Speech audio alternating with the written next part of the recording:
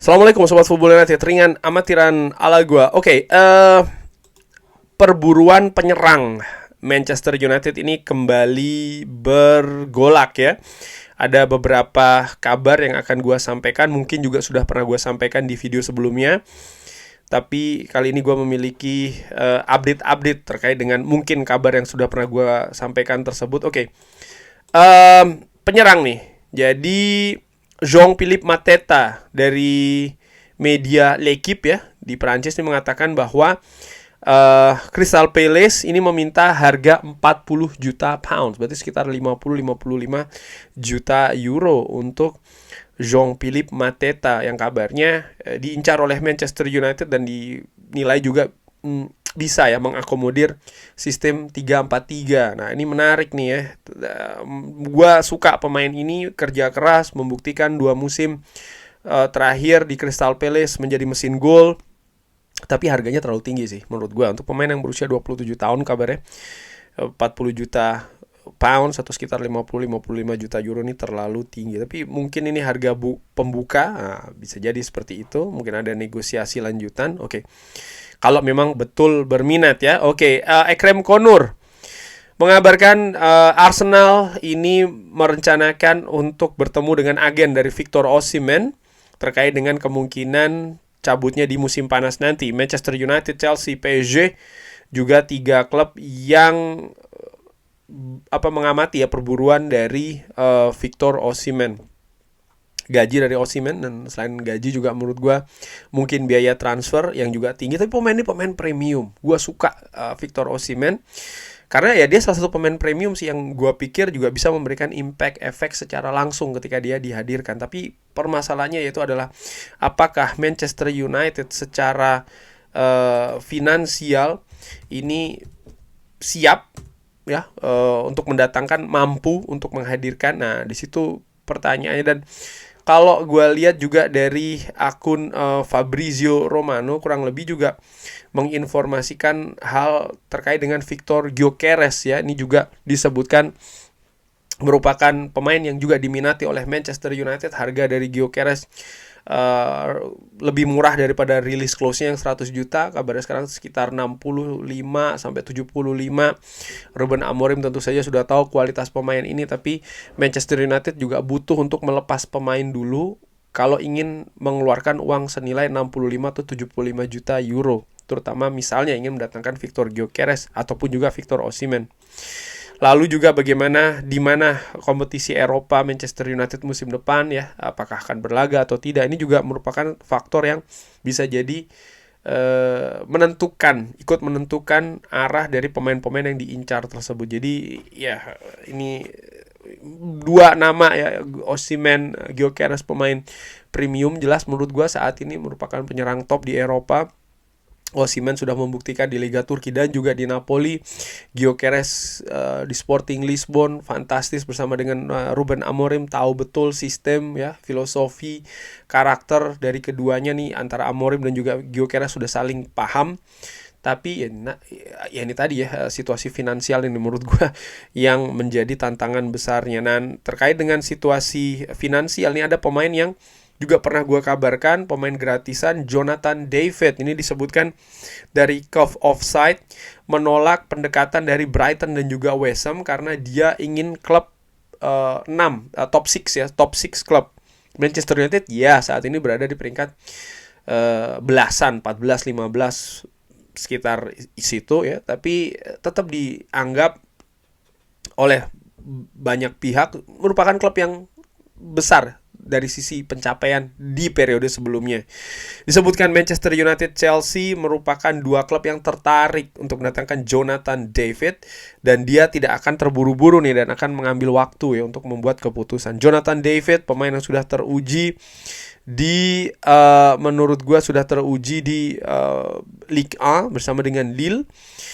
Dinilai sudah saatnya untuk pindah ke kompetisi yang lebih ketat, kompetisi juga yang lebih mungkin lebih kualitasnya lebih bagus ya. Gue pernah saksikan secara langsung ketika Kanada menghadapi tim nasional oranye Belanda di sebuah ajang uji coba. dia tidak begitu mengesankan ya pada saat itu buat gue.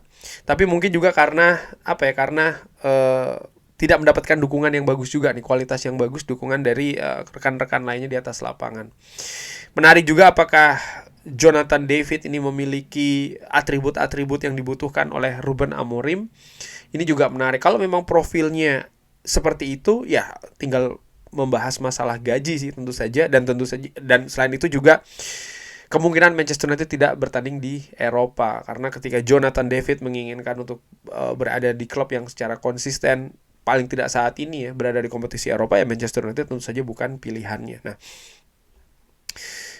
dari Daily Mail, Manchester United disebutkan sangat tertarik dengan Liam Delap dan harga pun juga cocok. Chelsea, Newcastle dan beberapa tim lain juga tertarik. Ipswich disebutkan meminta angka sekitar 40 juta pounds atau sekitar 50-55 juta euro ya di musim panas ini. Dengan sang pemain juga tetap ingin berada di Inggris. Ipswich punya peluang besar untuk degradasi, dan nampaknya Liam Delap kalau memang situasinya Ipswich degradasi, gue yakin baik itu dari Liam Delap maupun juga Ipswich, kalau ada kemungkinan dia cabut dengan biaya transfer tinggi, pasti akan lebih mengambil ke arah situ. Cuman ini pemain muda, gue sudah pernah katakan ya, dan kalau melihat misalnya Mateta dengan sama-sama harga 40 juta pounds, sekitar 50 juta euro katakanlah seperti itu, antara Liam Delap dan juga Mateta. Bagi Mateta, menurut gue nih harganya terlalu mahal. Liam Delap pun juga seperti itu. Tapi dengan valuasi yang sama, gue lebih memilih, kalau gue secara dengan amatiran Mateta sih.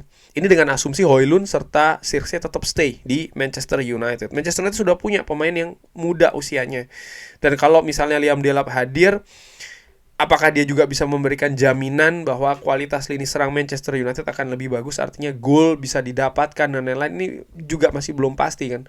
Dan gue dari bursa musim panas kemarin, atau bahkan 2 musim yang lalu, bahkan untuk posisi penyerang gue lebih prefer ada sosok yang senior gitu ya, experience, punya pengalaman, lebih bagus pengalaman di Liga Inggris juga sudah teruji. Mungkin kalau untuk menarik nama-nama yang sudah mentereng ya dengan klub-klub mungkin yang lebih besar, katakanlah Alexander Isak, harga pastinya mahal. Tapi gue waktu itu sempat berpikir atau memberikan pendapat Chris Wood. Mungkin ada yang ingat dan mungkin ada beberapa yang mengatakan, ya kenapa Chris Wood sih bang, Manchester United harusnya mengincar pemain yang lebih premium, lebih mahal, yang bla bla bla. Ya karena gue pikir kemampuan ekonomi ataupun finansial terbatas, dan Chris Wood saat ini bersama dengan Nottingham Forest juga lagi-lagi membuktikan ya dia bisa diandalkan untuk mencetak gol. Dan ya tapi itu tidak pernah terjadi tentu saja, dan gue melihat Jean-Philippe Mateta ini memiliki potensi ya untuk bisa diandalkan. Mungkin bukan untuk jangka yang panjang banget, tapi paling tidak bisa menjadi solusi ketika Manchester United ini butuh untuk mencetak gol. Joshua Zirkzee sendiri nih, ada informasi juga yang mengatakan bahwa dia sering melakukan ekstra latihan untuk menembak ya bersama dengan asisten dari Ruben Amorim, Carlos Fernandes. Bahkan ini terjadi setelah tim utama ini meninggalkan lapangan latihan. Jadi dia betul-betul melakukan latihan yang intensif untuk memperbaiki kemampuan mencetak golnya ya. Mungkin salah satu solusi ada di sana, artinya memberikan porsi latihan yang lebih banyak, yang berbeda. Tapi gue tetap menilai lini depan Manchester United ini butuh penguatan baru, butuh pemain yang baru juga. Oke. Apakah ada kabar lainnya? Ya, dari sumber lain ini menyebutkan bahwa ada kemungkinan ya Rasmus Højlund ini akan cabut secara pinjaman. Wah, ini juga merupakan salah satu solusi sih menurut gua. Kalau Manchester United ingin mendatangkan pemain baru, ya Højlund dilepas dengan pinjaman. Artinya gaji tidak dibebankan ke klub, tapi ke klub peminjam, dan dia juga bisa mendapatkan menit bermain yang lebih tinggi ya, dan ini penting untuk perkembangannya. Kurang lebih seperti itu. Bagaimana menurut Sobat Football United ya, kira-kira penyerang mana nih saat ini yang paling cocok dari sisi finansial dan juga kemampuan? Tentu saja silahkan drop di kolom komen. Terima kasih sudah menyaksikan. Jangan lupa like, share, dan juga subscribe. Assalamualaikum warahmatullahi wabarakatuh. Thank you.